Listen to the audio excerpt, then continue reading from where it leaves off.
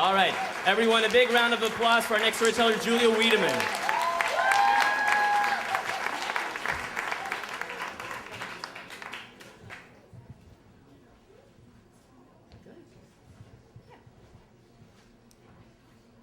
January 2007, I had quit my East Village cafe job to work full-time as a babysitter for an East Village family with a beautiful, beautiful child named Jai, who was just adorable and the perfect mix of his photographer, cool, skateboarding dad and his British Indian mother, just gorgeous, gorgeous child who was also the most omen-like,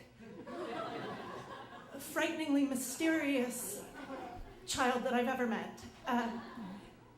Sometimes he'd just sit and stare off into the distance on the tire swing. Jai, do you want me to push you? No. As though he was communicating with someone in another realm and I was interrupting him. One day I took him to a Barnes & Noble so that I could buy a new notebook or something, a journal, and I'm looking at this, wall of journals, and I think out loud, which one should I get? And Jai gets out of his stroller, and he reaches up. This one looks good. So I bought that one. You listen to the weird, mysterious 4-year-old. You do what he says. And I'm not the kind of person that believes that things happen for a reason. I grew up Catholic, but perhaps I took too many philosophy courses in college. I just stopped believing. And when I stopped going to church, my mom gave me a book that actually kind of sums it all up. The title of the book is I Want to Believe, But. It's just... So one day I'm tying Jai's shoelaces. I'm kneeling down and tying his shoelaces before we go to play in Tompkins Square Park. And I'm remarking how he's so lucky he has all these balloons. I was never allowed balloons when I was little. My dad hated them. He was afraid of the popping sound. You're so lucky you get balloons. And he goes, I know what you're most afraid of.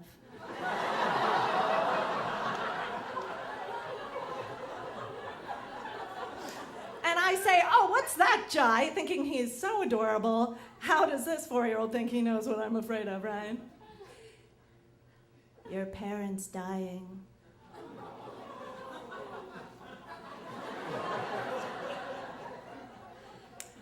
And as though he's just answered the question, 2 + 2 is 4, I say, right, you are right, right. Let's go to the park. February 1st, 2007, about a week later, my mother has a stroke. And my little brother was the only one home. He was 18, a senior in high school at the time. My father was away on a business trip, and he wakes up and goes to my mother's bedroom, and she's in the fetal position in a puddle of her own piss and shit. And mumbling and not understanding him as he's talking to her. And so he calls 911, the paramedics come, and they take her to the hospital. And then he has the horrible task of calling all of his siblings and his father to tell us what just happened. I missed the phone call because I had been out partying the night before, celebrating some premiere of a show I was producing, but I do wake up to the sound of my sister crying, and which was normal because she was in art school at the time and was always overdramatic in the morning. But I hear her say, no, I don't want to wake her up yet. She got in late. And I remark, why is it you don't want to wake me up? Thinking I'm so funny. And she comes in and she looks like she's been crying for hours, and she says, Mom had a stroke. And I start crying, and she keeps crying, and we keep crying for days and days, what seems like weeks. And we all descend upon Northern Virginia and go to my mother's bedside at the hospital, and why? What? This would make sense if it was a phone call about my dad. My dad, who's had triple bypass surgery of the heart and every other vein. He doesn't even pretend to eat vegetables and still smokes cigarettes.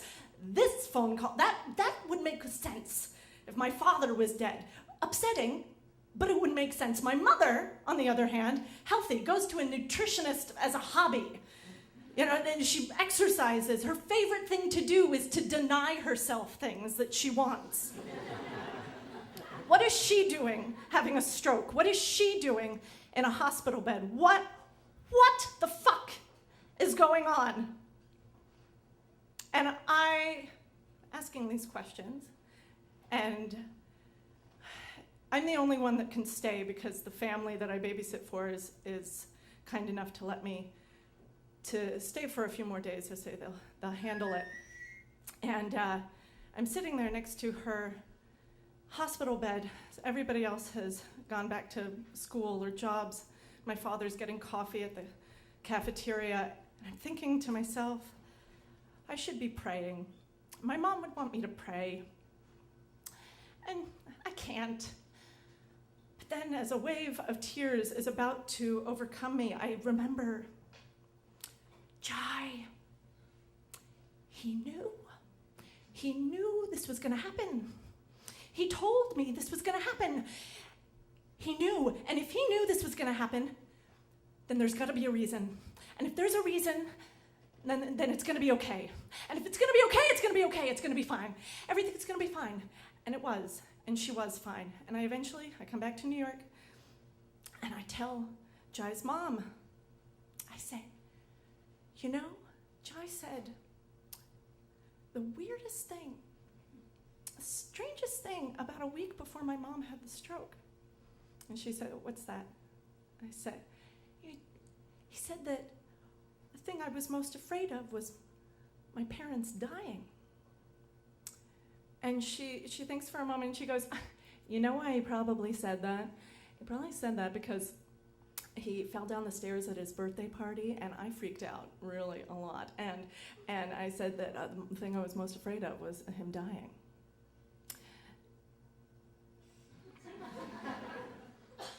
There was no connection.